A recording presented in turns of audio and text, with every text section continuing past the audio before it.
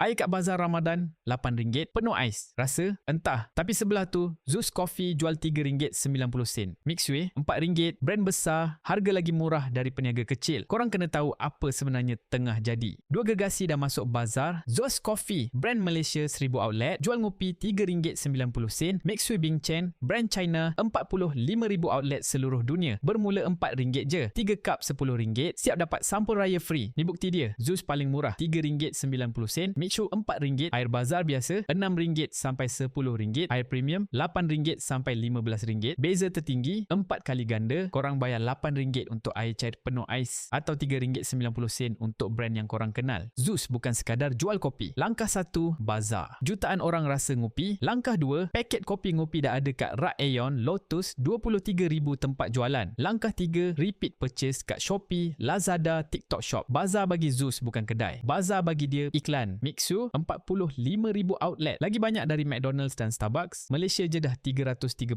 cawangan dan dia bukan untung jual air murah. Dia untung jual bahan mentah kepada franchise sendiri. Bazar, satu lagi medan perang je bagi Mixui. Rakyat dah bagi verdik, 75% sokong. Komen paling popular, ini check and balance yang bazar perlukan. Kalau brand besar boleh jual RM3.90, apa alasan peniaga lain jual RM8? Pembeli dah bercakap. Tapi peniaga kecil cerita lain. Peniaga kecil cakap, mana boleh lawan supply chain brand besar. Bazar ni dari dulu untuk kami cari rezeki. Peluang setahun sekali dan tahun ni Zeus dan Mixu. Tahun depan siapa lagi? KFC, T-Life. Habis ruang untuk peniaga kecil. Kebimbangan ni valid tapi faktanya bukan semua kena. Teh tarik, sirap bandung, air tebu. Selamat. Peniaga makanan langsung tak kena. 80% lebih peniaga bazar selamat. Yang kena. Peniaga air yang jual mahal tapi tak berkualiti. Tu je. Ini baru gelombang pertama. Kerajaan dah mula bergerak. Kaji semula peraturan brand F&B asing di bazar. Peniaga kecil kena upgrade. Era jual air cair harga RM8 dah tamat. Yang adapt survive. Yang tak berubah hilang. Ini bukan cerita hitam putih. Kalau korang jual air RM8 tapi cair dan penuh ais, jangan salahkan Zeus bila orang pilih dia. Market check and balance yang dah lama diperlukan. Tapi kerajaan kena jaga. Bazar jangan jadi shopping mall. Bazar Ramadan ada jiwa dia sendiri. Tradisi kena dilindungi. Korang setuju? Drop kat komen. Daus nak dengar.